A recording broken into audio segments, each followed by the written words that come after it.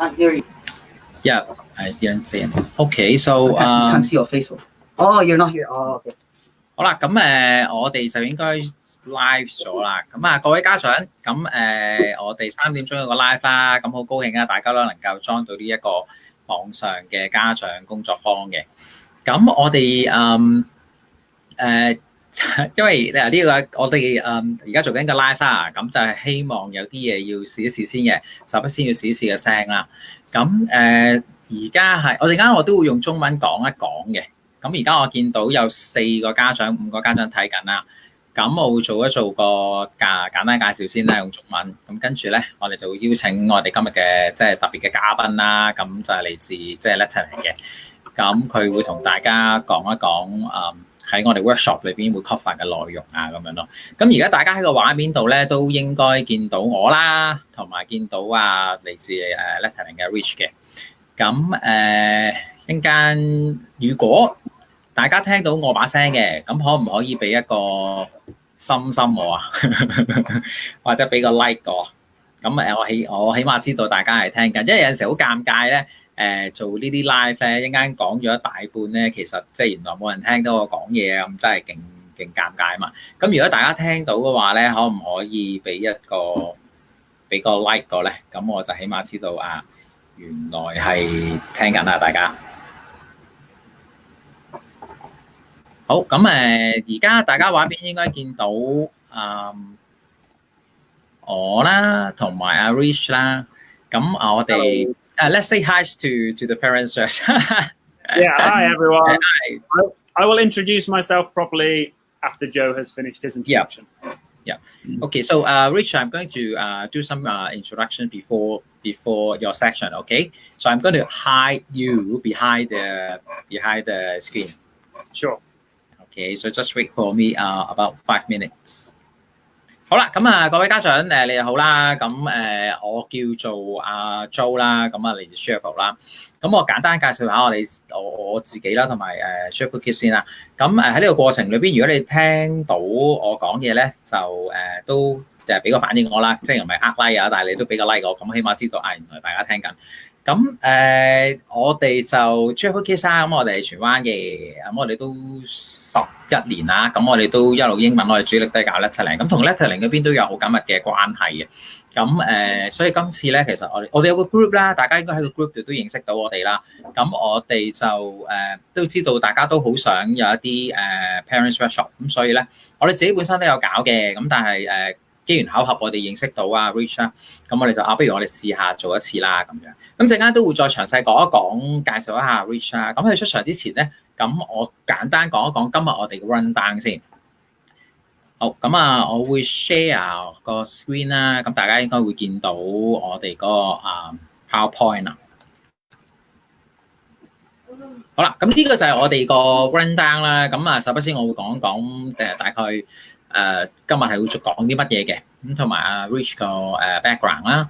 咁我哋跟住我會交俾Rich 噶啦。咁佢會講一講其實 overall 咧，即係個Letterland 嘅點樣去幫小朋友去學Phonics 啦，一個 overview 係點樣啦。咁同埋一啲 basic Phonics skills， 咁好重要一樣嘢就係 blending 同埋 segmenting 啦，就幫小朋友去做 reading 同埋幫佢做即係拆字啦，即係點樣串字。咁呢個好重要嘅技巧啦。咁無論小朋友如果小朋友已經學緊 Letterland 嘅話咧，咁其實呢個都會係一個好重要嘅無論佢無論係咪學緊 Letterland 都好，其實都呢個都係好重要嘅 skill。咁佢識咗之後，佢先至叫做識拼音咯。因為如果你淨係教啲音咧，佢 blend 埋，即係佢拼唔到咧，或者佢聽到個音佢拆唔開咧，其實其實真係唔識咯。咁所以呢個好重要技巧。咁Rich 都會講一講，其實 Letterland 有啲咩方法啦，係去幫小朋友做到個 blending 同埋 segmenting 啦。咁同埋最尾就最關心大家home support， 即係其實喺屋企裏邊，其實作為家長可以點樣幫到小朋友咧？咁頭先同Rich 咧都有幾句，即係我哋都傾咗一陣偈啦。咁其實真係除咗關注即係 Letterland 之外咧，其實都希望係幫到啲即係屋企嘅小朋友係點樣進入 reading 嘅世界嘅，因為其實學 Phonics 唔係淨係學即係串字啊咁啊算咯。咁我哋都希望係小朋友真係能夠中意到閱讀嘅。咁同埋如果喺屋企究竟可以點樣支援到小朋友咧咁樣，咁啊 Rich 就有啲即係好豐富嘅經驗啦，咁會同大家分享一下。咁最尾咧就即係10至20分鐘，我哋會有 Q&A section 嘅。咁所以咧喺呢個部分咧，如果家長都有任何問題啦，即係可能喺個presentation 裏邊有咩問題咧，你其實就 anytime 都可以打出嚟嘅。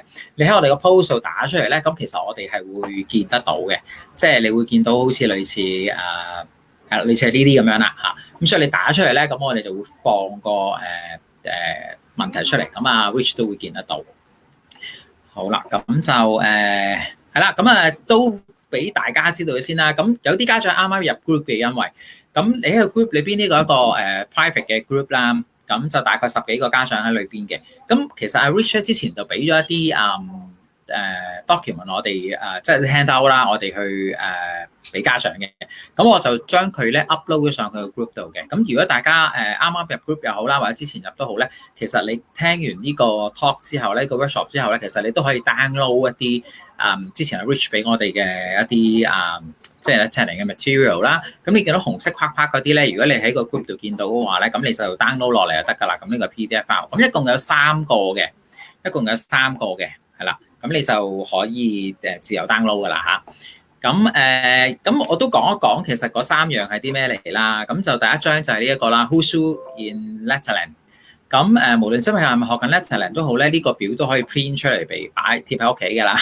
咁因為咧呢度都有一個好簡單嘅介紹啦，究竟 Letterland 嘅人物裏邊有啲乜嘢？因為 Letterland 其實好講求嗰個人物嘅故事啊，因為小朋友唔使真係記嗰個音，譬如好簡單咯，letter M 你記住啦，呢個就係咁樣，我 letter N 你記住啦，就係咁樣，咁小朋友好唔會有興趣學，咁所以 Letterland 就會將佢變曬做 Letterland 咁就原來有個人物嘅喎，letter M 佢叫 Munching Mike 咁樣，咁佢發音係點啊？有啲故事嘅咁樣，咁佢會幫到佢，咁所以呢個表咧其實就for 初學嘅話咧，咁其實可以俾小朋友睇認識下啦，咁呢個好好嘅 material 啦。咁跟住咧就都有一個 blending 嘅 activity。頭先有講啦，其實即係 blending 嘅 skills 係好重要。我記得晒啲音，但係你唔識 blend，其實即係唔識咯，好嘛？咁所以咧陣間阿 Rich 都會講啦。咁呢個佢都有個即係PDF 嘅有個 handout 關於個 blending。咁其實有7頁嘅呢度，咁就會有啲 skill。咁可能陣間阿 Rich 都會去 cover 嘅，好嘛？咁呢個都係一個好好嘅 material 啦，咁可以 download 落嚟啦。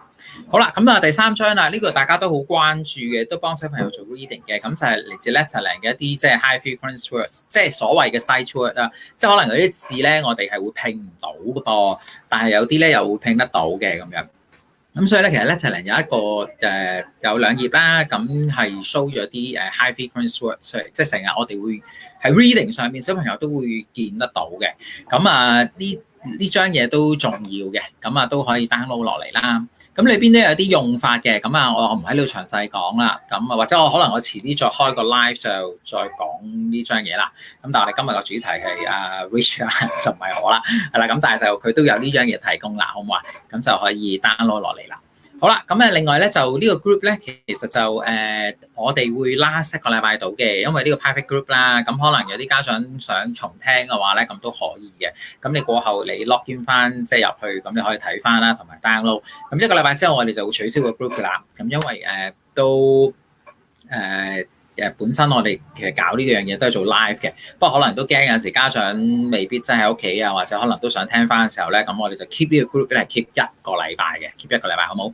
好啦，咁事不宜遲啊，我都講咗超過10分鐘啦，其實，咁我介紹咗阿 Rich 先啦，咁其實咧佢就係一個 official 嘅 Letterland 嘅 Teacher Trainer 嚟嘅，咁點解咁講咧？係因為其實本身我哋好榮幸揾到阿 Rich 嚟翻嚟，因為其實佢唔係主力係做Parents workshop 嘅，其實佢係多啲係主力其實係做 teacher training 嘅。咁佢大陸有陣時可能世界即係主要啦，可能係香港啊或者即係國內啊咁樣佢都會做咯。咁係啦，咁係 official 啦，咁喺 Letterland 嗰邊做嘅，咁同埋佢都係主力係做 teacher training，所以我哋今日係好彩咧，咁都同佢夾咗，識咗佢之後不如我哋即係好多家長都好想知道 Letterland 一啲即係 official 嘅嘢啊，係咪？咁所以我都阿 Rich 都話OK 啊，咁我哋不如試一試個 workshop， 咁我哋就好似當係 teacher training 咁樣咯。咁亦都係我哋第一次搞啦。咁阿 Rich 主要做 teacher training， 不過佢即係 parent workshop 嗰啲其實佢都有搞嘅。咁好啦，事不宜遲啦，因為我都講咗成10分鐘啊，咁我哋就邀請Rich 啦，咁我出嚟啦，咁你打一陣睇，咁佢都會有啲 PowerPoint screen 會 share 到俾大家嘅。好啦，咁就我首先邀請咗佢出嚟先咧。Hello, Rich. Hello. Hey, yeah, I'm just done the introductions, and it's taking longer than what I'd expected. That's fine, not a problem. Yeah, but I try to make it fast and make it short, and I also just tell them told the parents that you actually went for the teacher training, and it's our great honors to have you in here to deliver the parents workshop to them. So thanks for coming here, and it's also our honors to invite to be here. Thank you very much. It's a pleasure to be here with the parents. Usually I would say it's nice to see you and thank you for coming. Although today, of course, I cannot see you. And actually, I think you are still at home. But thank you very much for joining us online anyway. Right, I will get started. So I am going to share my presentation, or try to. Yeah. So Rich, let me remind the parents once again. So parents, if you got any question throughout the presentation, you can just leave your question below the comment, and then Rich is going to answer all those questions afterward. Okay, sorry, go ahead. Yes, that's right. Okay. Okay, great. So you can see what's on my screen, just checking. That's wonderful. Okay, so yeah. Hi, everyone. As you can see from the first slide, this is where we will be spending our time for the next hour or so. Welcome to Letterland. I think Joe has introduced me already, so I'll keep this brief. My name is Rich. I am a Letterland teacher trainer, but that is more of a part-time role for me. I work as a primary English teacher in a Hong Kong government school. My school is a special school, so for students with intellectual disabilities. In the past, I have held roles in mainstream schools and also at sort of language centres, I think probably more similar to what Cheerful Kids have here. My journey with Letterland goes back a long time. At my primary school in the UK, I learnt to read with Letterland when I was, I guess, 4, 5, and 6 years old. I still love reading to this day as an adult, and I have really, really positive memories of Letterland. And yeah, I really remember learning about certain characters. So it was definitely a success as far as my own education was concerned. I have experience teaching and training in a kindergarten in South Korea, as a volunteer in Honduras, at a secondary school in Thailand, and I've been in Hong Kong now for 7 years. Most of my Letterland training experience has taken place in mainland China for several schools there. Okay, so that's enough about me, but who are we? Now, I'm sure you're all familiar, perhaps very loosely, with what Letterland is. Perhaps you've seen the characters in your kids' books, or perhaps here when you come to Cheerful Kids. So, who are we at Letterland? Okay, so Letterland is very much a global brand these days. Okay, we are used in over 100 countries worldwide. We are used widely in both first language environments and environments where English is a second or a foreign language. We are absolutely fun and child-friendly. We go beyond ABC, so it's not only those 26 letters and their corresponding sounds, but we go further than that. It's systematic phonics that is always building on top of what they have previously learned, which is what we mean by synthetic. It's research-based. A lot of research in both the US and in South Korea has gone into Letterland, and before they release any new products, it's tested pretty thoroughly. It is multi-sensory. Yes, there are more traditional exercise books in which the students practice their reading and writing, but as you probably know, there is a lot more than that. We've got songs, we've got actions, we've got videos, and there are a lot of different sort of craft activities and things like that. And yes, we have actions. I already mentioned the actions. We'll come back to them a little bit later. And it works. I guess I am proof of that as I learned to read with it, but there are plenty of examples of that from all around the world. I just want to start by just making it clear what I'm not here to do today, okay? I'm not here to sell you anything. I think that Letterland is great, but I am not here to convince you to go online or go to your local bookstore and buy as many products as possible, okay? That is absolutely not my role or my intention. I'm not here to tell you that Letterland is the best phonics program and here's why it's better than the others, okay? That's also not what I'm going to do. All phonics programs have their strengths, as indeed they all have their weaknesses, Letterland included. I firmly believe that Letterland is a wonderful program. Yeah, I'm not going to be saying that it's better than the others. I'm also not here to promote Cheerful English. I'm sure that they have wonderful teachers and wonderful Letterland classes, but I'm not here to say, oh, you should really be signing your children up for as many classes as possible, okay? That's not my role. And I'm not here to put any pressure on you at all. I really thank you all for joining us today. And I think it's great that you are so eager to engage in your kids' education and to learn what you can in order to help them, okay? But I am not going to pressure you into becoming a phonics expert, okay? I don't think that's necessary or necessarily desirable. Okay, so today's workshop, what will we cover? So we will start off just by answering that question. What is phonics? Okay, so we'll look at a very, very basic definition of it.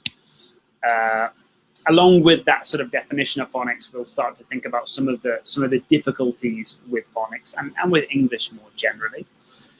We'll take a look at an introduction to the Letterland method. Okay, you can see on the screen here that bright, colourful image with all of the characters that look as though they're dancing or making their shapes. So that already gives you an idea as to the method. Of course, the characters are the foundation of everything that Letterland does and the stories that we build around those characters. We'll meet the characters. I'm afraid they're not here in person, but we'll take a look at them all.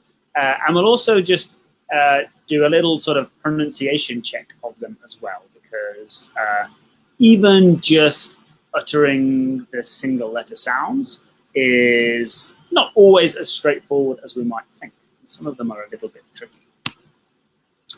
We will look at blending and segmenting, as well as some other tips to help with literacy, and look at ways that you can support your child's literacy more generally.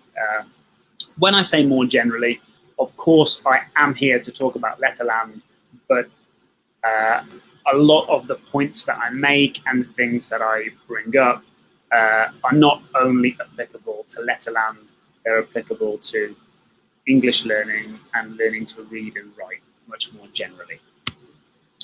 And we will finish with a Q&A as well. I know that Joe already has a few questions that some of you have sent in, so thank you for sending those in. If you have any more, I believe that you can type them, and then Joe will ask me them at the end of the session. Okay, which is basically what that slide there says. If you do have any really important questions throughout, you can type them to Joe, but I think we'll probably just go through them at the end of today. So, phonics, what's that? This is the most simple definition that I can come up with. Phonics is the teaching of all the sounds. Phonemes is just the technical term for individual sounds. The teaching of all the sounds in a language and how these sounds relate to the letter shapes. Another technical term there, graphemes, just means letter shapes. And I think the key word there is relate. Phonics is about that relationship between what we see on a page or on a screen and how we can sort of translate that into speech and what comes out of our mouths. So phonics is related to writing. It is related to things like pronunciation as well, but it's fundamentally about the relationship between what we see and what we hear and say. So why do we teach it? That might seem like a silly question, but phonics has not always been taught. It's still, on the grand scale of education, it's still a fairly new idea, okay? I don't think my parents were taught phonics when they were growing up, or certainly not taught it in anywhere near the same way that kids are today. So in English, English is a phonetic language. Approximately 87% of all English words are phonetically regular when spelling. Phonetically regular just means that they follow rules, okay? The rules that kids are learning in their Letterland classroom are applicable to 87% of words, okay? Which is obviously an enormous majority.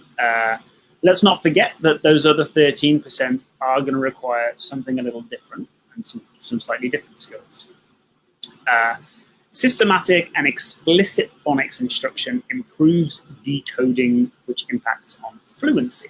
So decoding is a way of learning to blend and essentially read more fluently and more clearly. And the high correlation of fluent reading with comprehension. So we'll talk a little bit more later about how being able to sound words out and say them accurately is not the only part of reading. Of course, we need to comprehend what we are reading as well. But the correlation between having good phonics knowledge and being able to read with a good level of fluency and how much the learners comprehend is very, very high.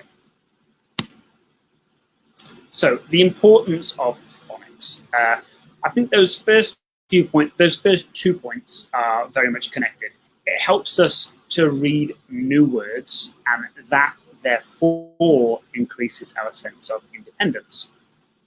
More traditional methods of learning to read would generally involve basically lists of words that students would memorize by rote learning, a lot of repetition.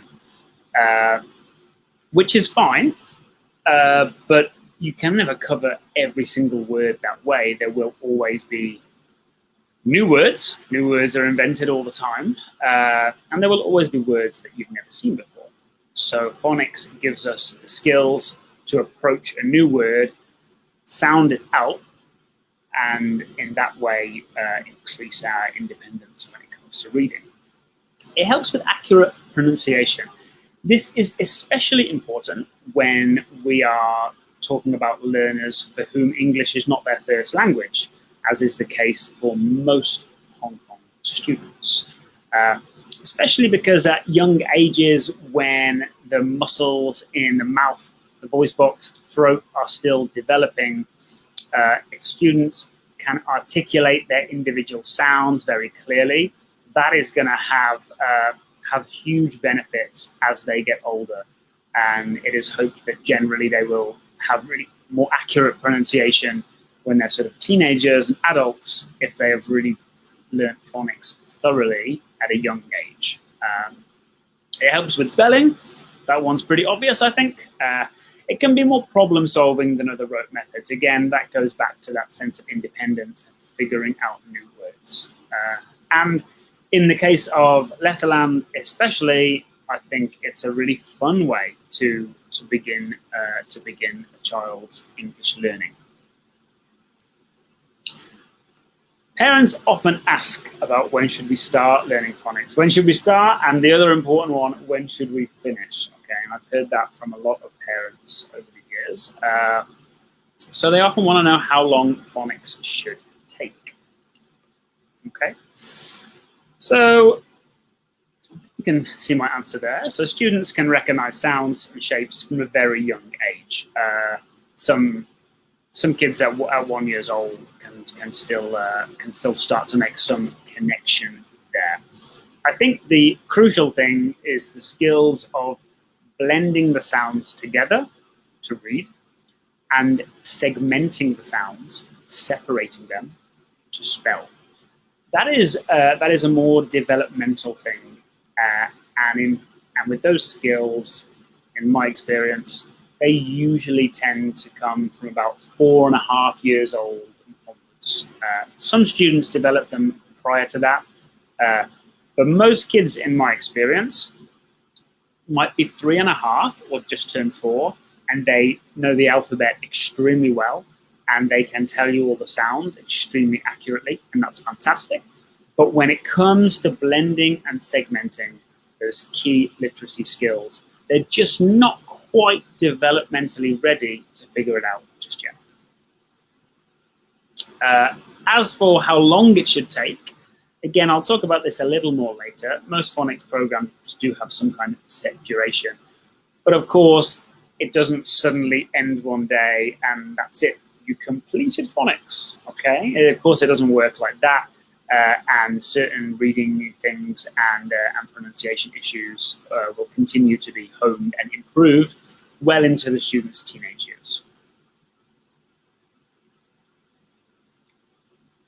Okay, so we can see a very unhappy looking little kid there, surrounded by letters, okay, or plain letter shapes. They look kind of boring. They're all black. They all look very similar, and they completely lack meaning to a young child, okay? They are very, very abstract, very difficult to relate to. Alphabet problems. So, some of the issues that we have. We've got 26 letters in the English language, but we've got, most people would say 44 sounds. Slightly up for debate, somewhere between 42 and 48. I'll let the linguists at the universities argue about that one.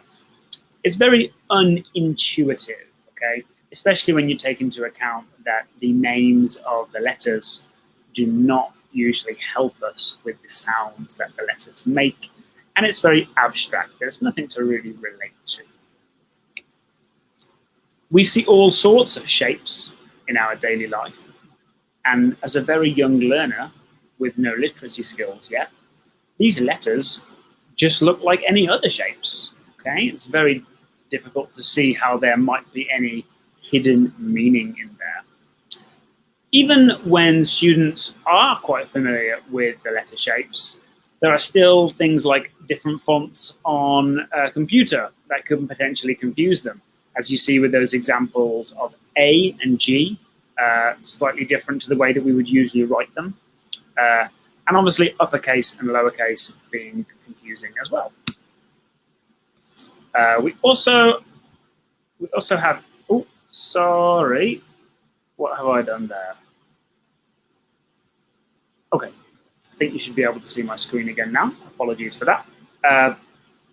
We also have letter names causing confusion, okay? Again, that's something that we'll cover in just a moment. So, this is a question that I often get from parents. They understand what phonics is, but they're a little confused about its relationship with the letter sounds, okay? So, which should my child learn first, the letter names or the letter sounds? Now, I'm sure many of you will have sung the ABC song with your own children, okay? A, B, C, D, E, F, G. So most kids are already familiar with that from a very young age. However, my answer to the question is definitely that the sounds are more important and more useful, okay? Of course, students need to learn both. We don't want our students to grow up, you know, they arrive at the airport, for example, and when they are wondering which aisle is theirs to check into their flight, they are asking somebody, excuse me, where is 1? I'm looking for aisle, okay? Of course, we need them to know that that letter is F. But knowing that it's F is not particularly helpful when it comes to reading and spelling. As we'll see now, letter names can actually be very, very confusing. So, 15 of them begin with another letter sound. So, for example, when we say C, what we hear first is S. We actually hear an S sound, okay? Likewise with all those 15, okay? When we say M, letter M, what we hear at the start there is an E of a short letter E. 7 of them don't even contain the letter's actual sound at all. 5 don't contain their most common sound. So in those cases, we say A, but the most common sound that that vowel would make would be the short sound of A, E, I, O, A. 8 do begin their letter sound, but end with a vowel name, like B and D. And 6 do contain their sound, but only at the end. So when we hear F, we hear it at the end there. All in all, they are very, very confusing for a young child who's trying to learn to read. The 21 consonant names are never used in reading at all, and the 5 vowel names are never used instead of short vowel sounds, okay? So, yes, my answer is pretty clear that it is more useful for young learners to know the sounds that letters make rather than the name of the letter, okay? If you're wondering how this might impact what you do at home, singing the ABC song is of course fine. They still need that knowledge. I'm not telling you to stop that. But from the perspective of reading and spelling, a more useful type of song, and if you go on YouTube, there are lots of them. If you type in Phonics song, one of those songs that's more like A is for apple, apple, okay? That sort of thing is much more useful. Of course, the Letterland songs themselves are also very helpful in this regard. So we hope that by transforming these letters into exciting characters, we can go from confused, rather unhappy children to delighted young children, as we can see there. Immediately you can see that sense of them being abstract is totally lost, okay? Now we can see things that are familiar to us. We can relate them to our daily lives and experiences. Maybe at this stage, we don't know the English words for all of those things, but that's absolutely fine. We've still seen an apple. We've probably eaten an apple. We've still seen a duck. We might well have eaten a duck too, okay? So there's so much more to relate to. Also, the differences between those shapes are so much clearer now, okay? Now that they have clear colors and clear characters. So, what is Letterland?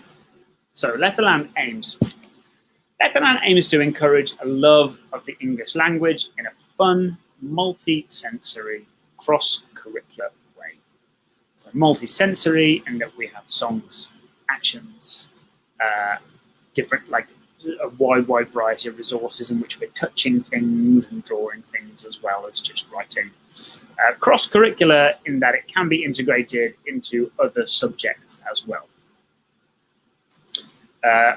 Letterland really should be fun.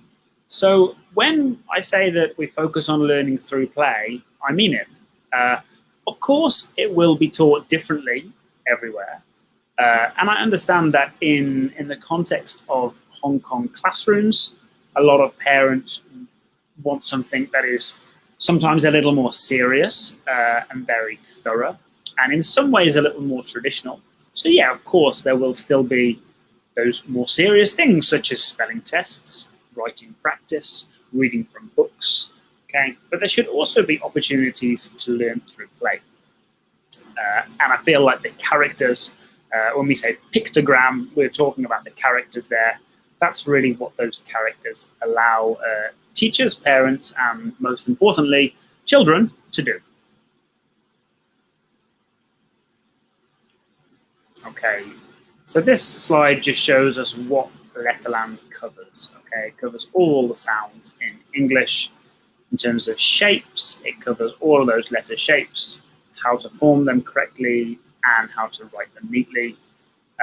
But it covers language development as well. Okay. Again, this will depend on the school and the teachers and what their focus is. But Letterland can and generally is used as a really good way of building up English more generally, not only literacy skills. Okay. So, the key feature number one, as you've already seen and is very clear, is that it is using characters instead of just plain letter shapes. So it is the integration of these with language teaching that is the fundamental feature of Letterland. And that's the thing that sets it apart from other phonics programs, okay? I'm not saying it's better, but it is something that sets it apart from other programs. It's multi-sensory, as we've said. It takes a direct and indirect approach, meaning that there is explicit phonics teaching as well as more subtle in the books and with the images that they see. It can create, a motivating learning environment for the students, and it's very, very structured. We always say that in Letterland, the students never need to unlearn anything in order to learn the next thing. It's always a case of building, okay? And that's because it is a synthetic phonics program. They're always building on what they previously learned. Okay, on my next slide, there is a short video which will transport us to Letterland. I generally encourage teachers to use this somewhere near the beginning of their class when they can really take the students to Letterland to really build up that context for the lesson.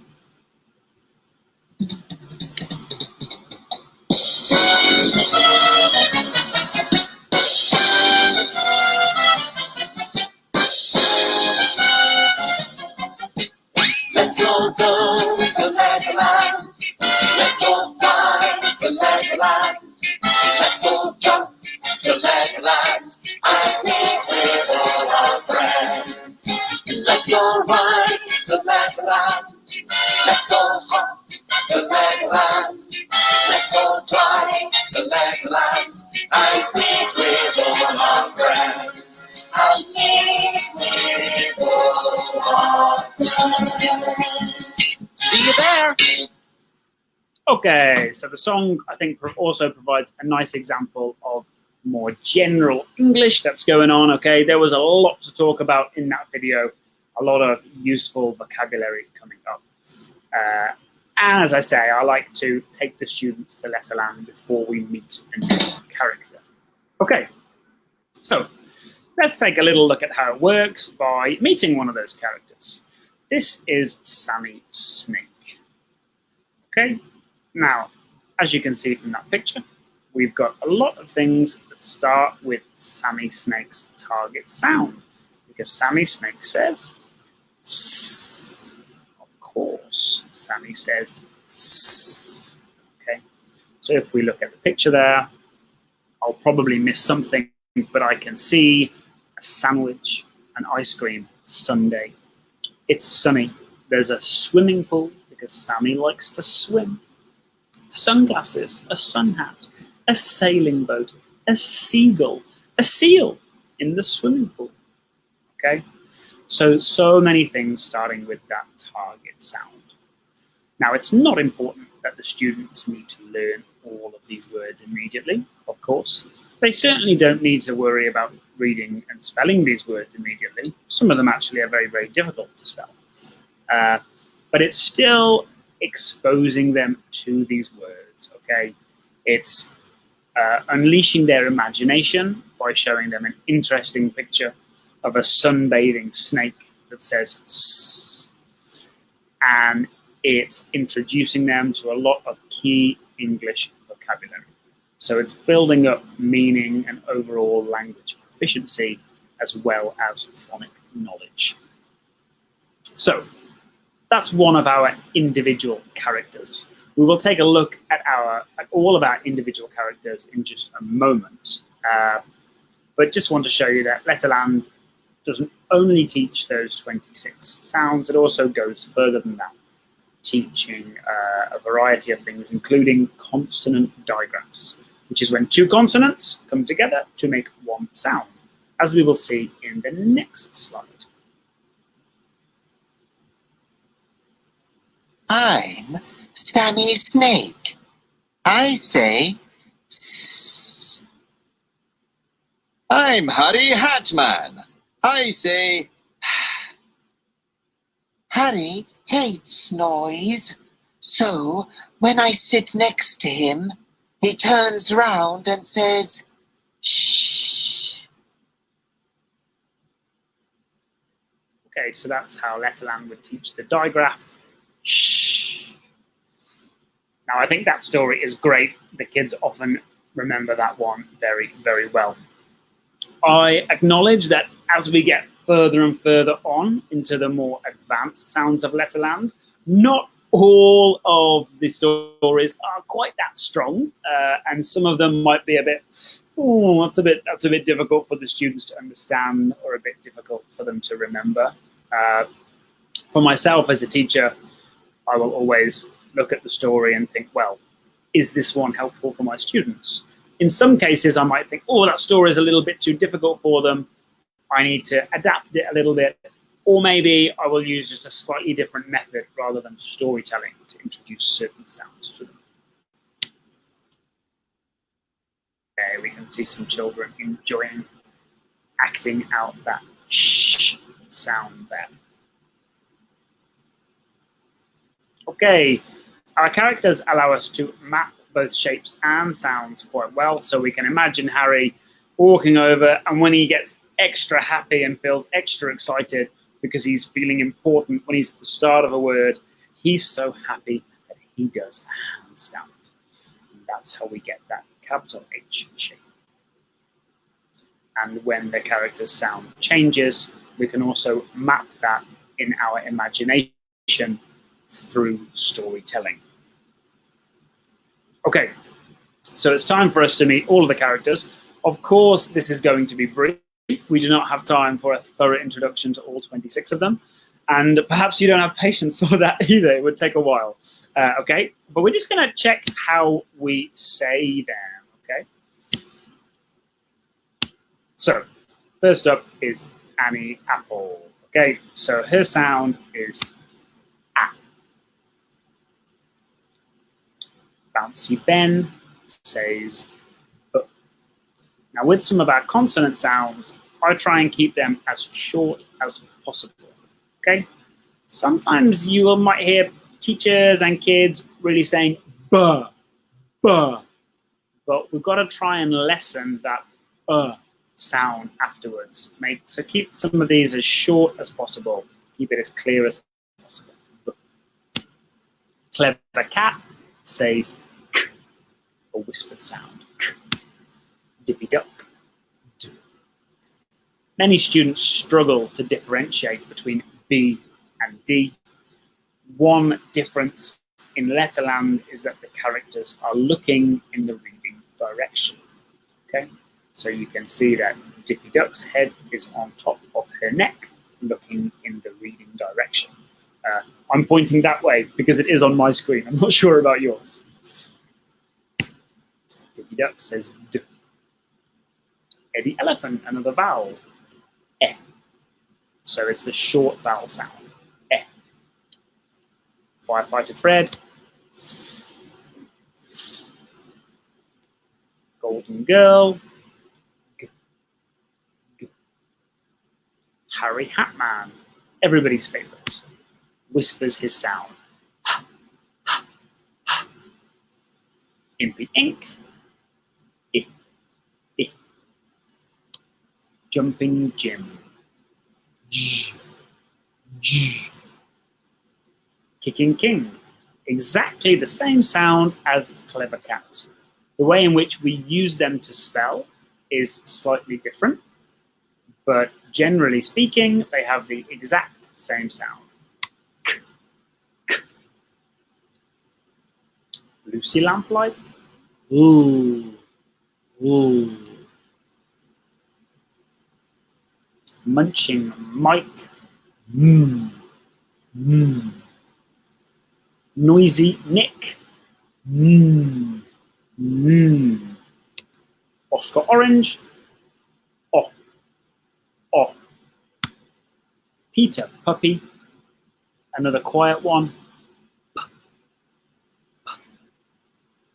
Quarrelsome Queen. Now, when I am doing teacher training, somebody will always ask me, why do you use the word quarrelsome? It's such a difficult word. I totally agree, okay? I don't think I have ever used the word quarrelsome unless I'm talking about Letterland, okay? Quarrelsome means somebody who is argumentative, argues a lot. It's not vitally important that the students understand the word quarrelsome or can pronounce the word quarrelsome accurately, okay? What is important is that they can make a sound and that they know that Quarrelsome Queen takes her umbrella with her wherever she goes, because Q is always followed by U. Red Robot, Sammy Snake, Talking Tess, Uppy Umbrella, Vicky Violet. So we should feel a vibration that we do not feel when we make an F sound.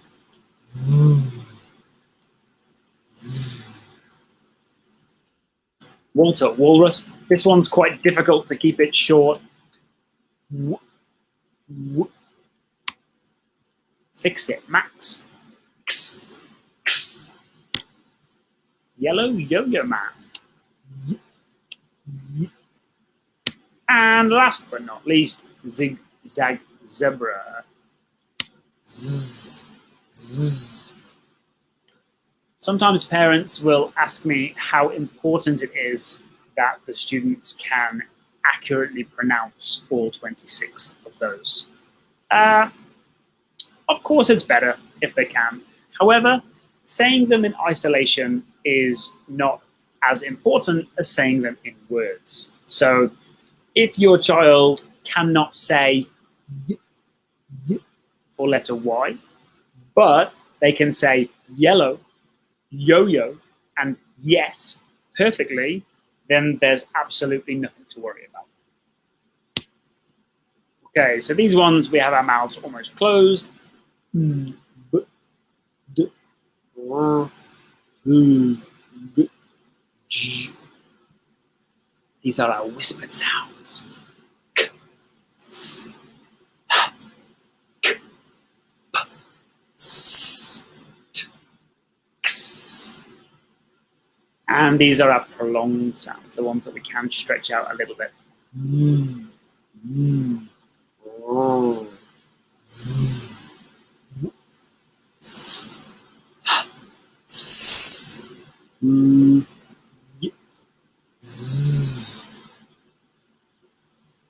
Letterlanders always start with the beginning sound and repeat it, okay? Every single one. Clever cat, not only is it CC, but you won't find a soft C, you will find that hard K, clever K, cat. It's the same for all of them. They also visually represent the beginning sound, okay? So we can see that clever cat is a cat, therefore the word cat is in her name.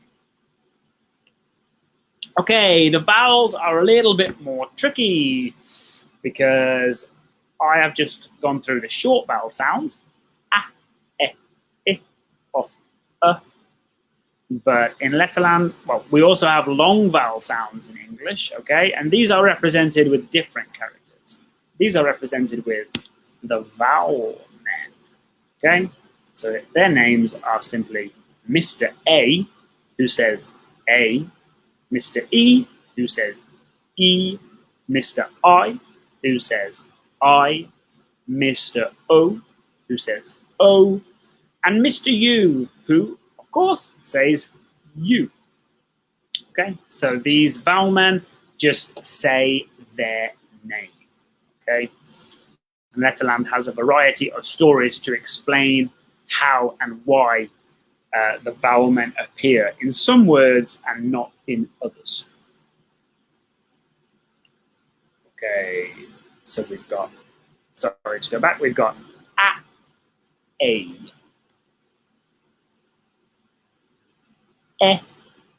e, I, o,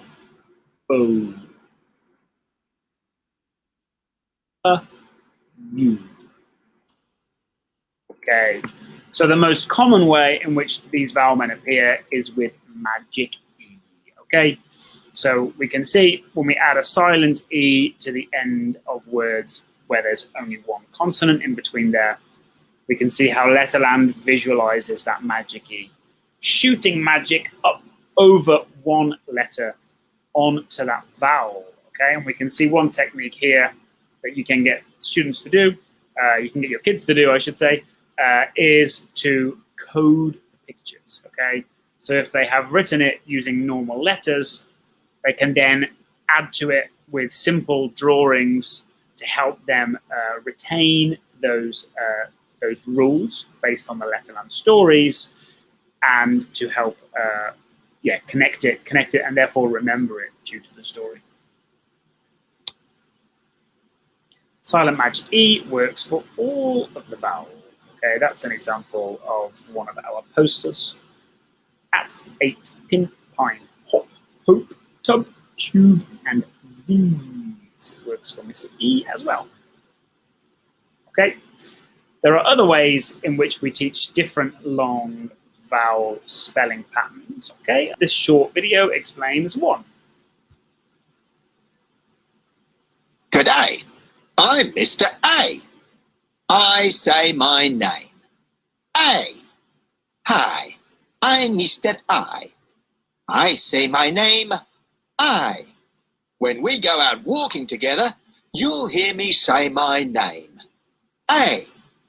You won't hear me because I'm too busy looking out for robots. Okay.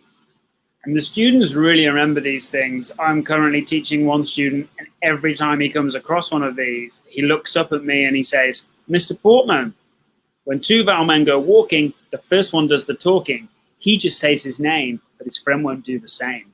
Okay, he does it with the utmost seriousness, and that's really helped him to remember.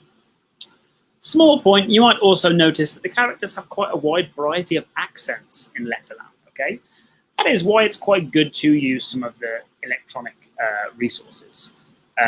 You know, we are preparing students for an increasingly globalized world, and they will hear a wide variety of English, different Englishes, we can say, both in Hong Kong and outside of Hong Kong.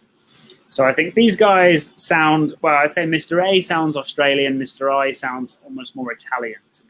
Okay, so we've got a variety in there as well, which I think is much better than that sort of classic, very what we call RP, received pronunciation, posh British person usually, that we would have had traditionally in different language learning and phonics programs.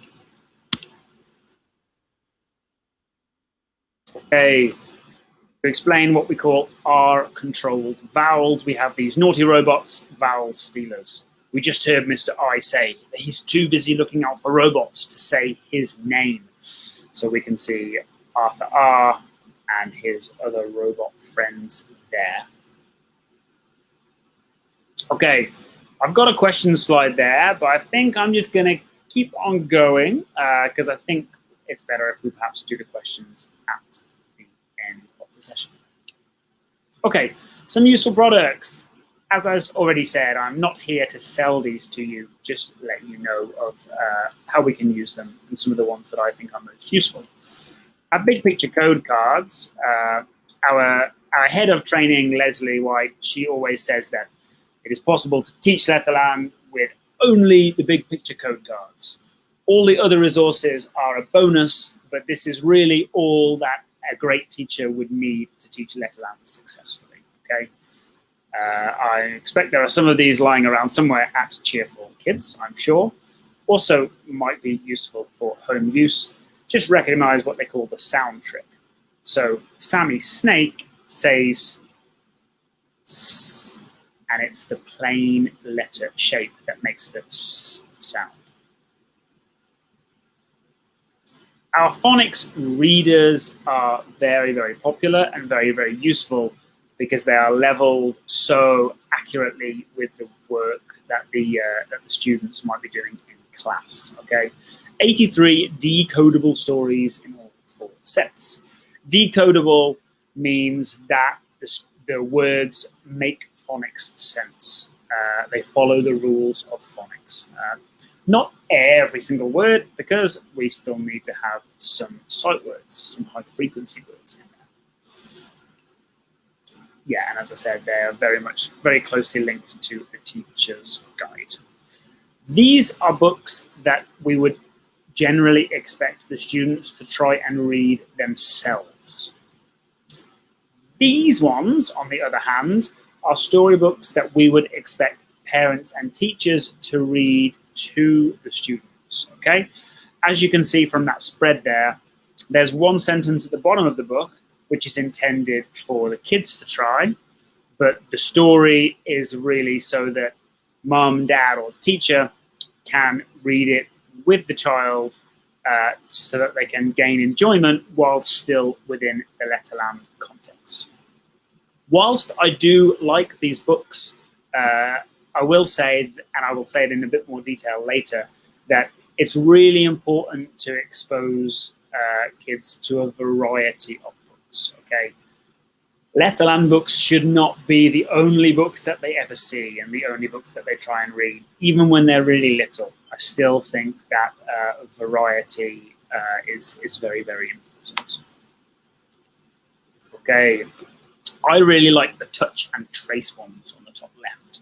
So they've got stories for each characters. We also have one for digraphs too, but it's like felt, so that you can trace and feel it with your fingers. They're very multi-sensory. The Flip Flap Story Maker is good fun. 3 different flaps so the students can make and spell words with Flip Flap Phonics and create fun stories themselves with the Flip Flap Story Maker. And we also have a variety of handwriting assistance available as well. And many, many more. But you can check all of these out on the Letterland website, of course. And yes, I'm not here to encourage you to buy them, although some of them are great. Okay, so one of our key techniques in Letterland is our action tricks. This big poster shows some of them, okay? So we can see Annie Apple at the start there to help our students remember, to make classes more fun, more kinesthetic, more moving around. A bit of what we call TPR, can be total physical response. Okay, we take a bite out of that apple. Okay, so these action tricks are good fun. Not only do they help the students remember the sound, but again, they're helping them build up that general English. So for clever cat, learners will go clever cat, but they're going to have questions about that as well. They're also learning about, oh, what are these on a cat? Oh, they're called whiskers. Okay, what are you doing? Oh, I'm stroking my cat whiskers. Okay, so there's a lot of opportunities to learn English more broadly from many of these as well.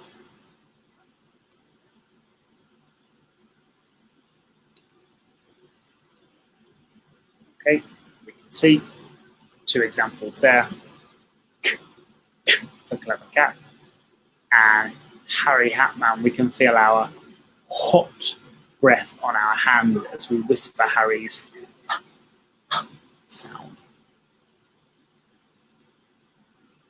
Okay, I know that there was a question about blending. So what is blending?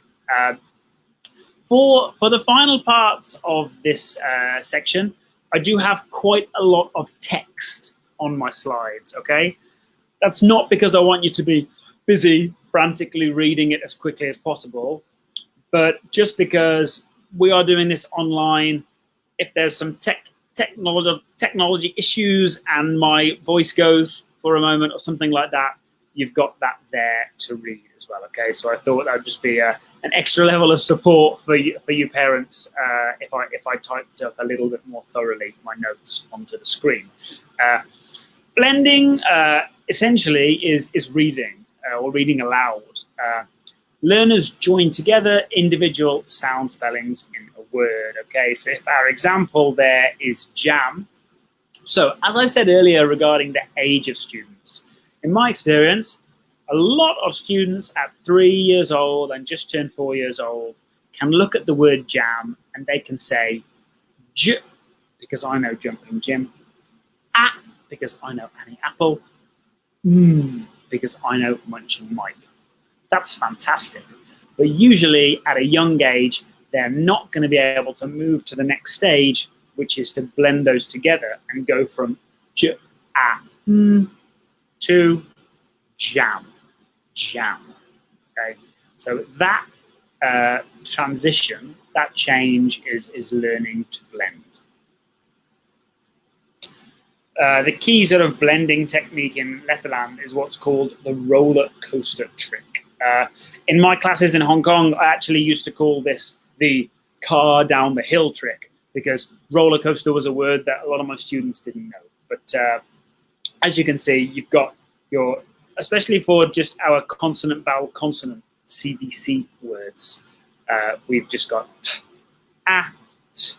And then first we go very quickly down the hill and over the first 2 to have ha, t.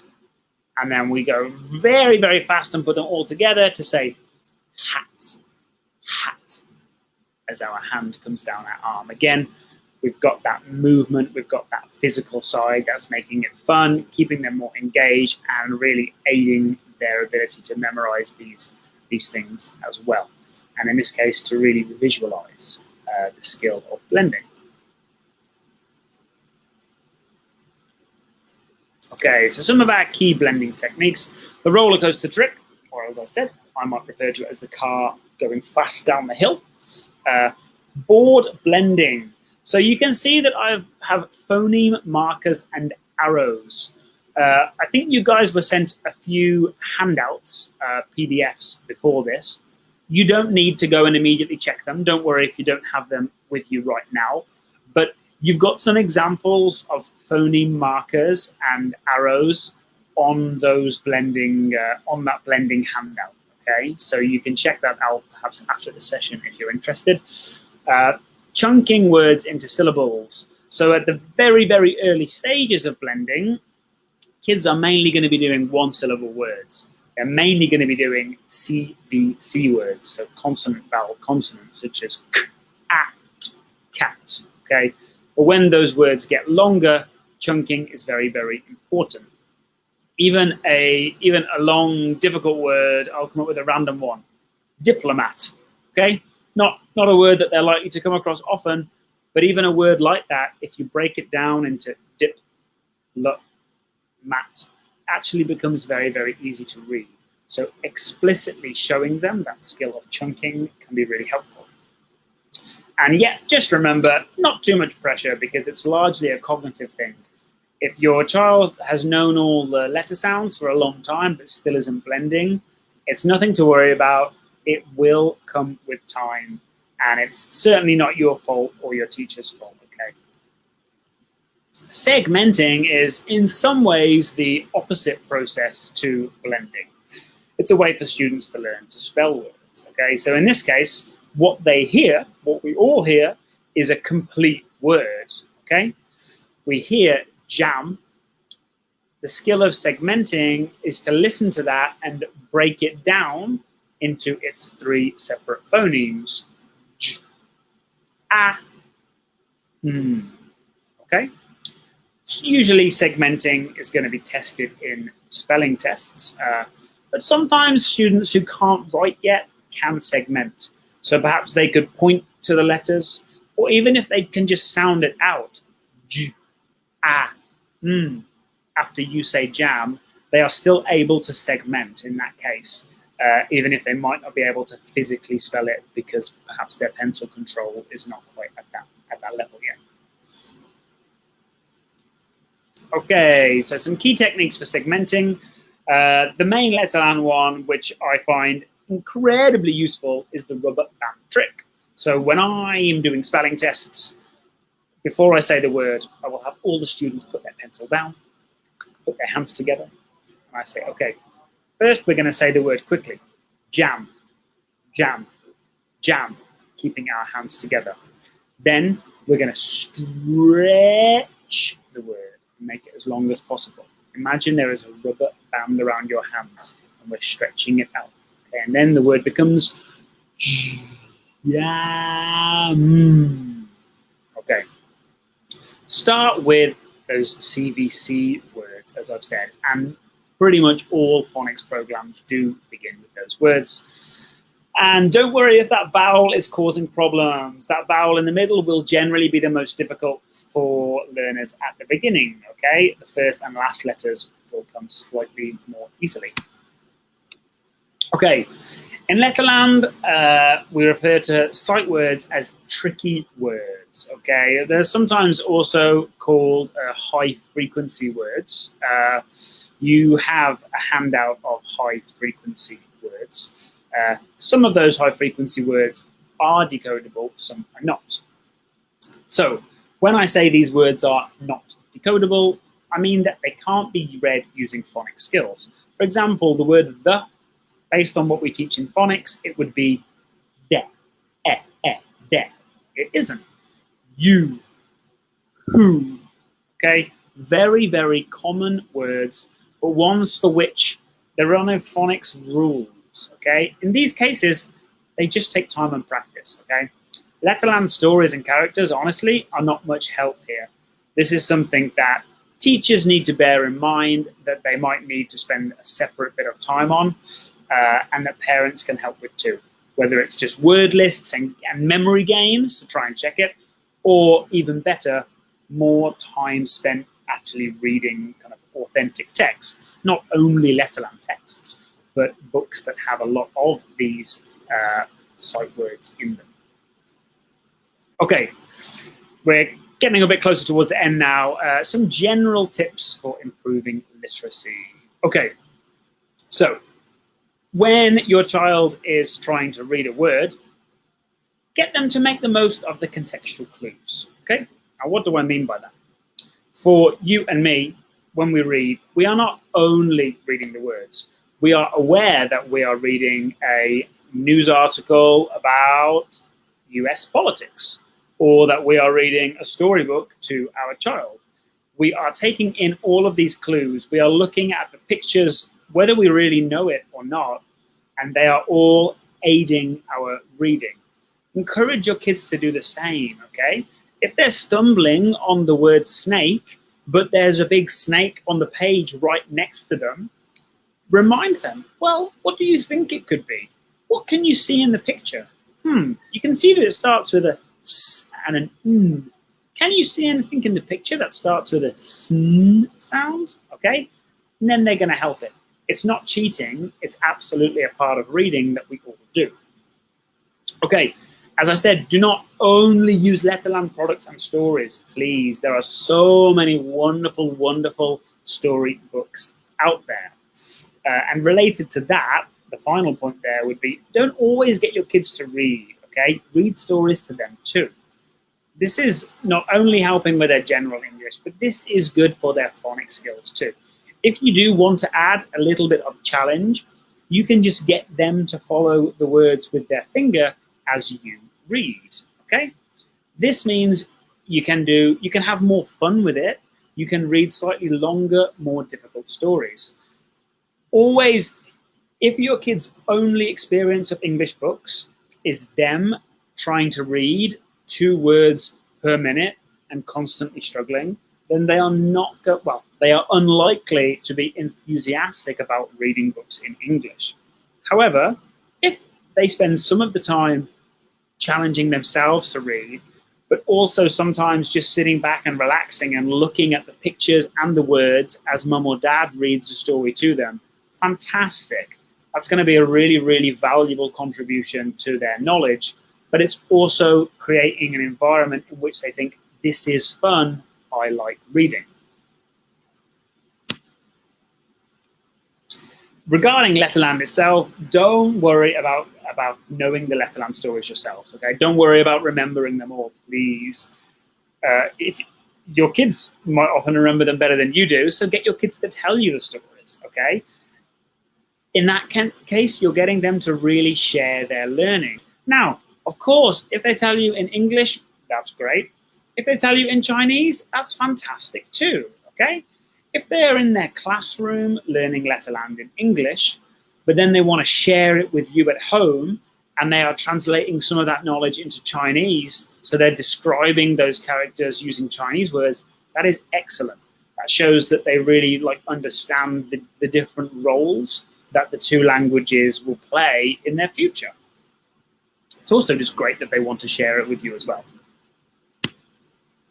Okay, something that I have heard a lot of parents say is, my child has finished phonics. They're ready for the next course.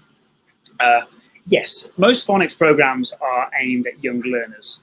Of course, when you look at Letterland's pictures, you can see that it's not intended for 12-year-olds, okay? It is intended for very young learners.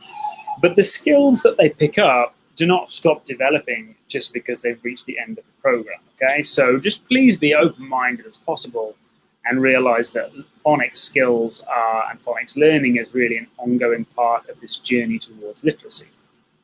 However, of course, this is not what we want, okay?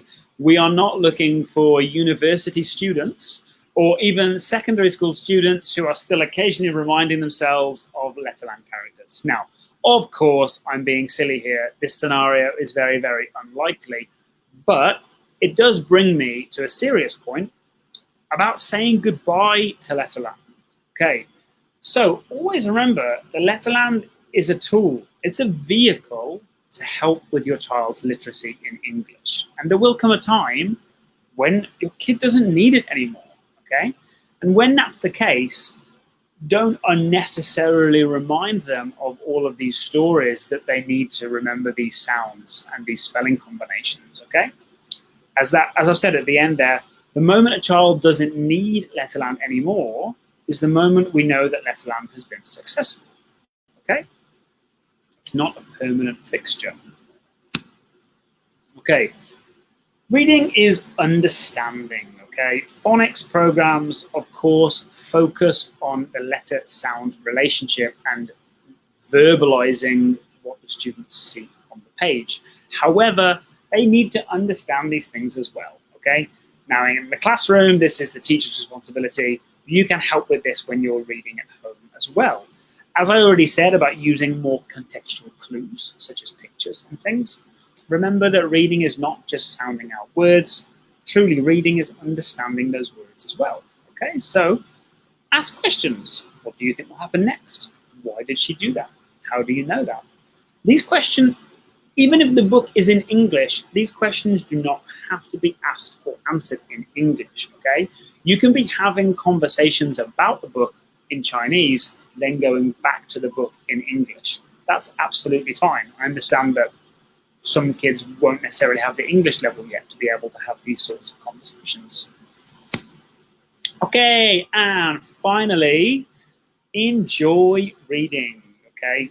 Most parents not only want their kids to learn how to read, but they want them to enjoy it. They want them to have positive experiences with all different types of literature. However, do you read? Do you enjoy reading? Okay, you are the #1 role model for your children. And if they see that you are reading a book of your own, of course, reading storybooks with them is great. But if they also see their parents reading books for enjoyment, not only for work, then that is really, really positive, and they are more likely to grow up feeling that reading is a fun, positive thing to do with their free time, and they're more likely to have a more positive attitude towards not only their studies, but also learning and reading more widely as they get older. Okay, right, thank you very much. I cannot see you, I cannot hear you. I hope that some of you are still with me and that I have not spent the last hour or so talking into my screen alone. Now it is time for questions. Okay, so Joe, this is a good moment for you to jump in if you are still there and conduct. Yeah, I just came in. Yeah, just come in. And thanks for your time and all the material. To be frank with you, even for me, with a lot of experience in Letterland, know a lot about Letterland, I still can learn something from you during your presentation. So really, thanks. I got a lot, learned a lot from you. And don't worry, we still have all the parents with us. So they are all living as they still be here. And so it's come to the Q&A section, and we actually got some questions from the parents already. So let me say some word in Chinese first. Would that be okay? Of course. 各位家長，咁如果有咩問題咧，就歡迎喺個 comment 度咧就打你嘅問題嘅。咁可能你打到英文就英文啦，你如果唔係嘅，你打中文都得嘅。咁我會即係 translate 翻俾 Rich 聽咯。咁啊唔好客氣喎，因為就係呢啲時候啦，咁你可以打個 comment 落去嘅。咁係啦，OK Rich just told them that don't worry, just type any questions that you want, even in Chinese, then I can do the translations to you. So I may show you some questions that the parents asked before, and we got a few more few more questions from the comments below. Okay. So let me check. So one of the questions that we got it from parents before is, I want to learn more about blending by Letterland methods. I think Rich already covered and then very clearly demonstrate the roller coaster tricks about how to use Letterland methods for blending. And the second question is about RWI is from Oxford, is spelling supporting Chinese and okay, so I think Richard also covered some of answers from this question. So, but Rich, do you have any things to comment, further comments on this? Yes. So I do think that Letterland does a good job of encouraging comprehension as well. I think that the resources are very, very wide-ranging, and that as we saw just with that image of Sammy Snake, for example, and with the first video that we watched today, there's a lot of visual exposure to a wide variety of different things. So I think that that's something that hopefully teachers will be drawing on and using. Also in the Letterland, in the various sort of Letterland like exercise books that the students may be using, a lot of the tasks in there, they're not only related to letter sound correspondence, they are also related to, okay, circle the correct picture, which shows what is happening in the story or in the sentence. So they are still checking comprehension as well. Yeah. And so the next would be how to support kids at home for phonics learning, and then I think you also cover the material, the answer this question. I think so. I mean, if I could just reiterate some of the points that I made, I honestly believe that the most important role that parents can help with is for the kids to enjoy books, enjoy stories. I think, we don't want to, as teachers, we don't want to burden you with worrying too much about like handling the academic side of things. But if you can help to instill a sense of excitement about, oh great, it's story time, I want to read or I want to listen to the story, then that, it makes teachers' jobs much easier because it means that the kids will be much more enthusiastic about what we're doing in lessons. But it is going to make your child's future studies so much easier as well. I think it's especially important in the Hong Kong context. Sadly, Hong Kong has one of the lowest rates of reading for enjoyment in the developed world. Yeah. So I think most sort of academics think this is because Hong Kong students study so hard that when they kind of finish school or university, okay, I'm finished with books. I'm done with books now, because they associate books with hard, difficult study. So I think from a young age, we can start to get kids to associate books with fun learning experiences. Then we will be really helping them out a lot. Yeah, I totally agree with you. Especially you mentioned that the Letterland is not the end of the learning journey for the kids. So the ultimate goal for Letterland or for Phonics is to get them enjoy reading. So if they enjoy reading, they're going to improve their reading comprehensions as well. So as long as they like to read, then the job is done. And you also mentioned that the role model. I mean, the parent is actually the role model to get the kids enjoy reading.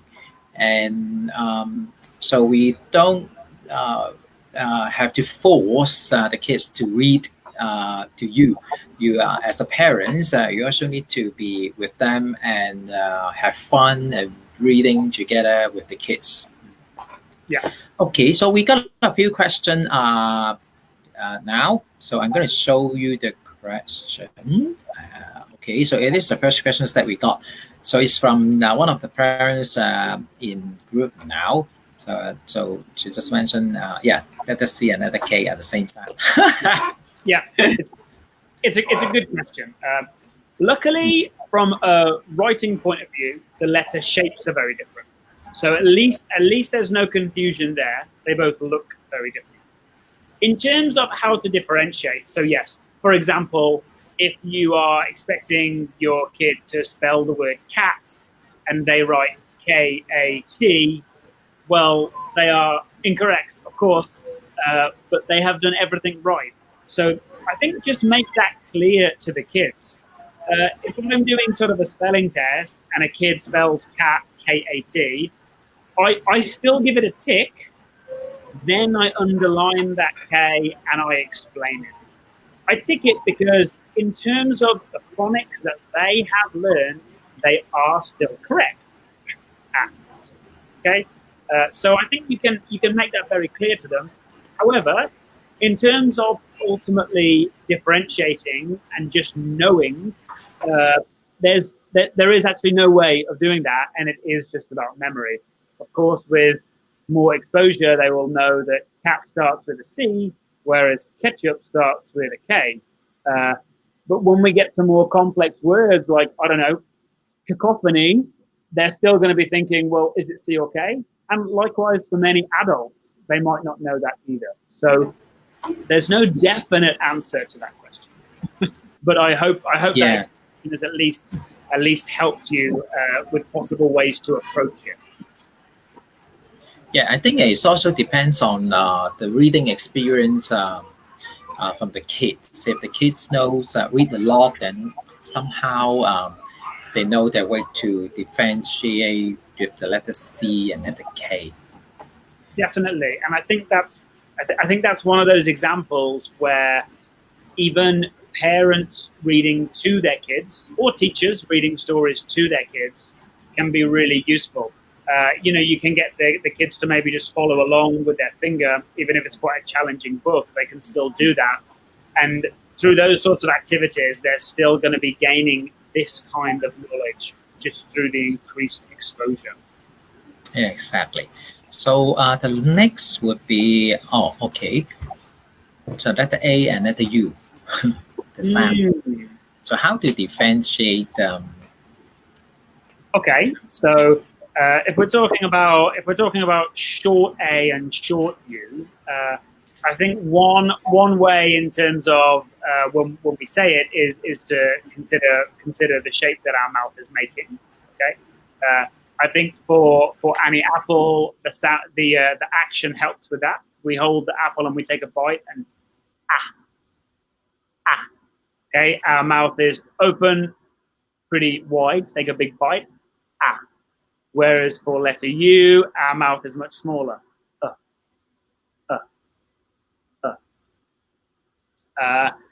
In terms of listening skills and spelling, to be honest, I have not had too many students confuse A and U in terms of spelling. But I would say generally there are different things that you can do to help with vowel differentiation. There are 5 vowels, so I like to sing, the song Bingo, B-I-N-G-O, Bingo was his name. So we will sing ah, eh, I, o, ah, eh, I, o, ah, eh, I, o, ah, eh, I, o, which is not easy to do if you're trying to do it really fast. But that's a really good way of getting the kids to improve both sort of verbally and orally from their listening when it comes to vowel differentiation. Yeah, I think it's a good suggestion that you make it in the song, and then when they sing it out, and they will know the differences. So if you pack it individually and ask them how to pronounce it, then it kind of sounds familiar, sounds similar to them. But then when they sing it out, then they may get it. Yeah, I think another thing you can do is to take words that are maybe quite familiar to them, and explain, okay, like get them to recognize the difference. So if you think about cat, and if you think about cut, okay, they are 2 words that a lot of kids will be familiar with fairly early on in their English learning. And probably when they say those words themselves, you can tell the difference between them when they say them, okay? And I think just by drawing attention to some of those words, okay, they're a bit similar, but you can tell the difference between these 2, yeah? That's your and that is your and that's the only difference. I think that can happen too. Yeah, I learned something from you here. Okay, we still have a few more to go, so it is another. It's all about the sound. Okay, so with this question, so I need to clarify something. AI and long A are the same sound. Okay, so I brought my mini whiteboard for a reason. Perfect. So I'm just going to write like some varieties of the long A sound. Okay. So there you can see that 2 vowel men go walking. The first one does the talking. Okay. So our vowel men A here, and A here. What this symbolizes would be a word like cake. Okay. So that symbolizes our magic E, shooting the magic over. Okay, transform it into a vowel map. So yes, all of these are long A. There is a variation in the spelling, but there is no variation in the pronunciation.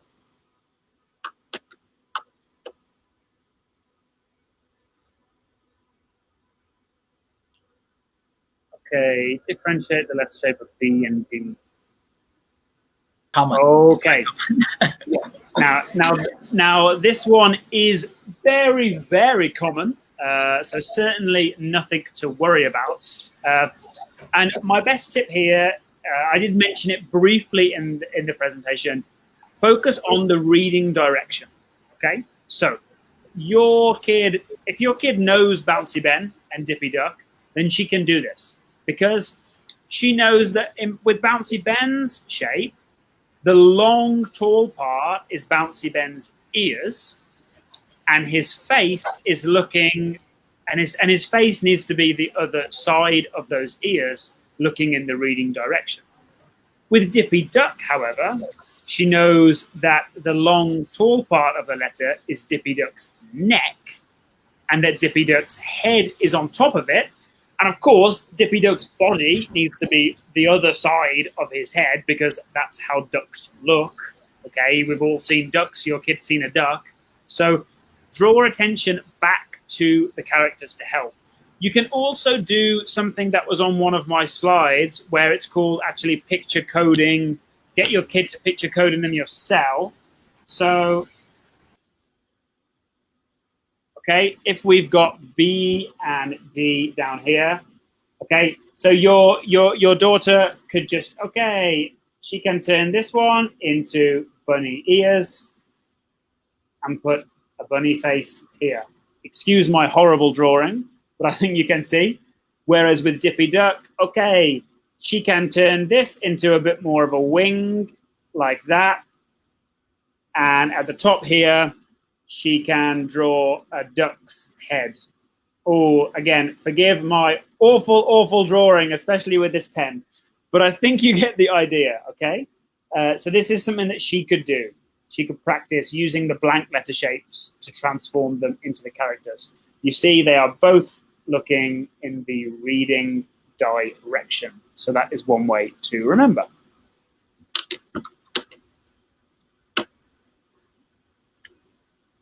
Just for sharing, another way is when you say A, B, C, D, E, then it always come A, B, C, D, E. Then it's another way to let the kids easily identify the direction of B, D, because A, B, C, D, E. Yeah, yeah. I've also seen teachers do where it's like this, and together they make a bed. We've got like the bed head at the bottom of the bed, and you lie down on the part in between. So we know that B is at the start. I don't know how well this works because the image might be mirrored, but we know that B is at the start and the D is at the end of the word, like that. Yeah. Okay. We got a few more. So cannot figure out. Okay, so that's a very, very similar question because P and Q also cause those same similarities. Okay, P and Q are a bit more difficult because we can't really use the reading direction because actually Quarrelsome Queen does not look in the reading direction. Because she's so quarrelsome, okay? Of course, she wants to make trouble and be difficult, so she does not look in the reading direction. So for P and Q, I think it is more difficult. So what I would focus on is the fact that letter Q is always followed by letter U, okay? So we don't see letter Q at the end of words. And whenever we see Q, it is followed by U, because Quarrelsome Queen never leaves home without her umbrella. Okay, so I think if your kid is really struggling with that, get them to go to the next letter. At least in reading, I know in spelling that's a bit more difficult, but when reading, go to the next letter. Is it a U? If so, she will know that it's Quarrelsome Queen. Exactly. Okay, the next is I think is this question you answered before. It's about the C and K. So as you mentioned, you don't regard the kids spelling wrong if they spell it CID, right? You just underline and let the kids knows about the correct way is KID, but CID in terms of phonics, they still correct, and you still give a tick, right? Yes, their phonics skills are absolutely fine, but yeah, I appreciate that. I know when they go to school, their teacher might not be so kind and lenient when it comes to school dictation. But yeah, I mean that especially in common words like kid, that will not be a long-term issue at all. Yeah. Okay. It's about a segmenting. That is a good question.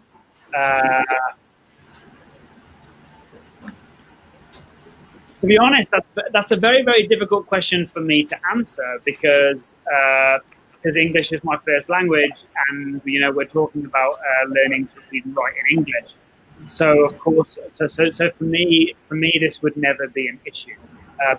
Generally, if it's a longer word, you can think about the syllables, because the syllables will at least help you break it into those separate parts.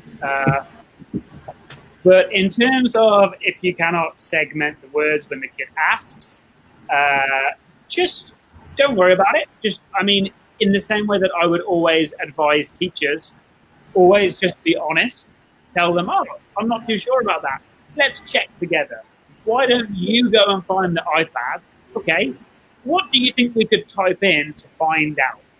Okay, and then kind of make it a bit of a learning experience together where the child is doing something semi-independently online to try and find out the answer, and you're just there to support, and then you can both discover it together. That would be my suggestion. But yeah, I'm sorry, that's a good question.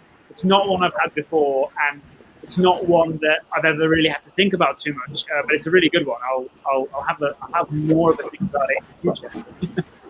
Yes, and also you just taught us about Letterland skills, about rubber band trick. So whenever the kids cannot really, the first thing for spelling is to segment the word. So the rubber band trick will make them easier to segment the sound first. And then after that, they know, there's a 3 sounds there, and then they can find out what is the letters representing that specific sound. So maybe it is easier start for them to get used to how to segment the words. Yeah, I think that's a good point. I think maybe we could also just quickly bear in mind as well that some words, if it has a diagram in it, for example, okay, the word ship.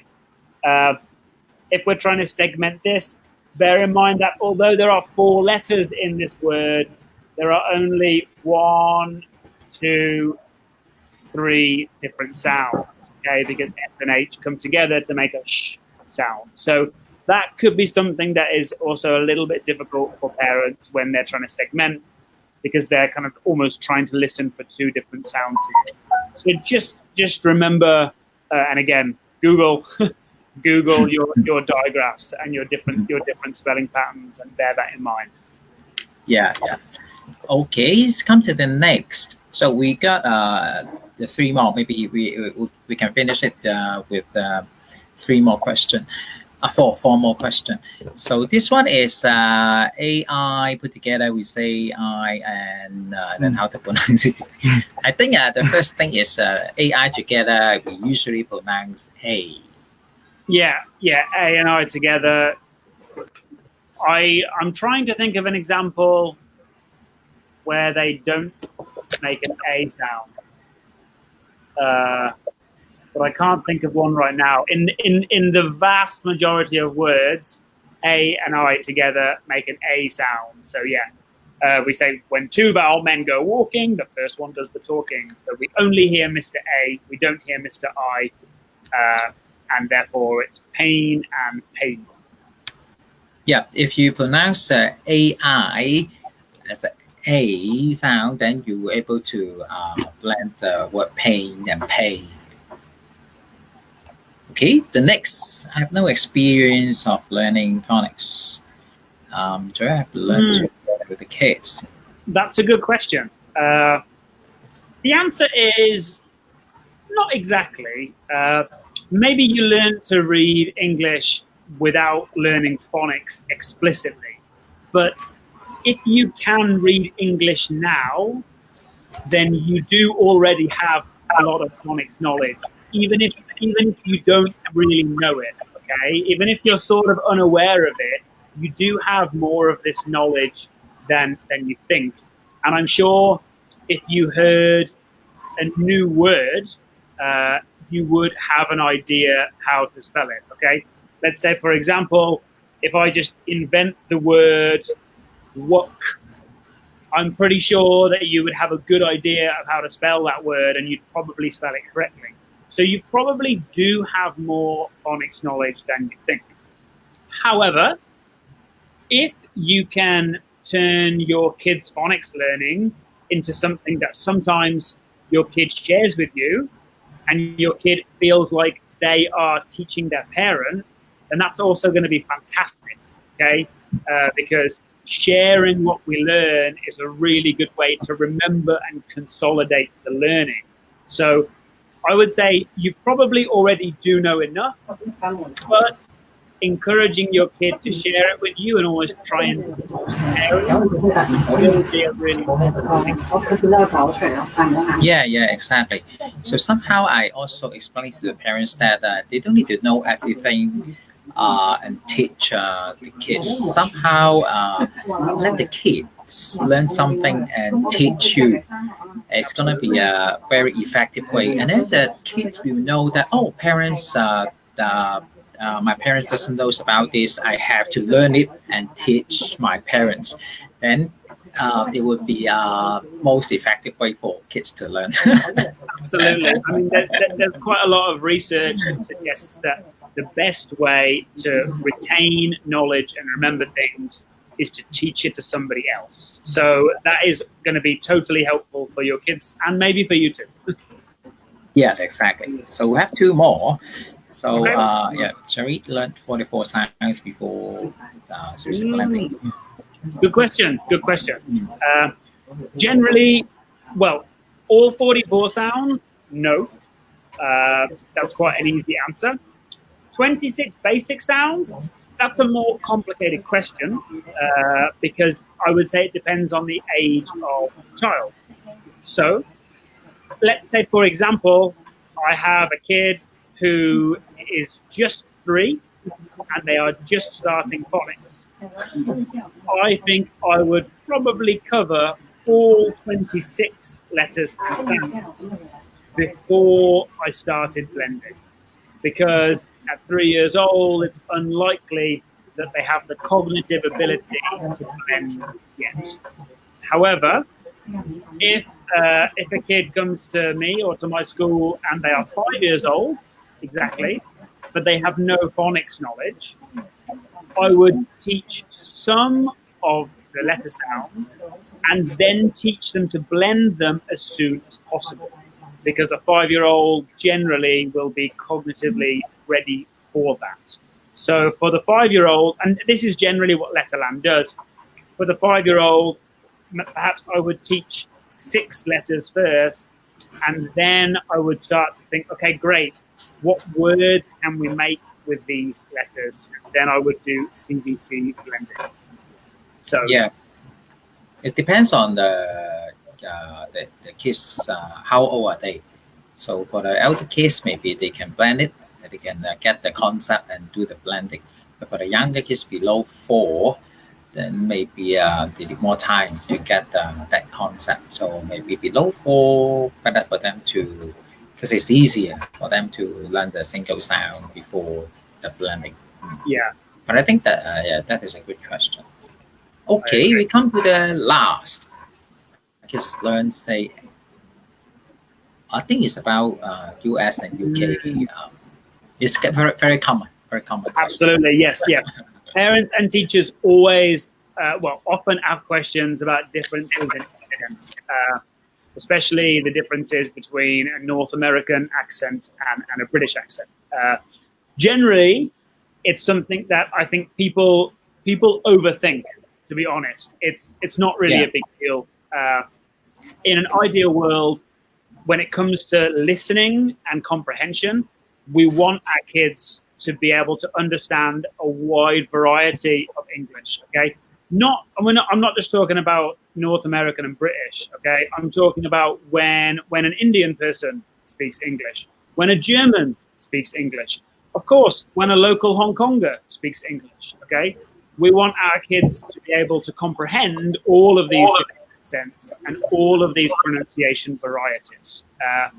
And I actually think kids are usually quite good at understanding that, oh, okay, different people talk differently, and if something sounds a little different, meh, no big deal. In my experience, kids actually accept that. They accept it much more easily than adults do, in fact. With this particular example, if you feel like it sounds like you think this is helpful, that your kid says it with more American pronunciation, then that's totally fine. There's no need for you to change anything at all there. The most common one that comes up with North American versus British is the R-controlled vowels, because I say that I drive my car and a North American drives their car. So that one's really quite different. Again, I think it does not matter which the child says, but ideally, if we can kind of expose them to both, then that's great. Yeah, exactly. Because I always, it just made me think that the parents are, overthink about this issue, and as long as they can read and they can understand the context, then it will be fine. Yeah. Okay, so thank you. This is the last questions that we have, and really thanks for your time. And I think we learned a lot from you, and I hope that the parents also get the same experience about this workshop. So thank you for your time, and also thank you, the teacher Phonics, and then because she is the one to organize all this. Yes, and that, and we'll see the response, and maybe hopefully we can have our next soon.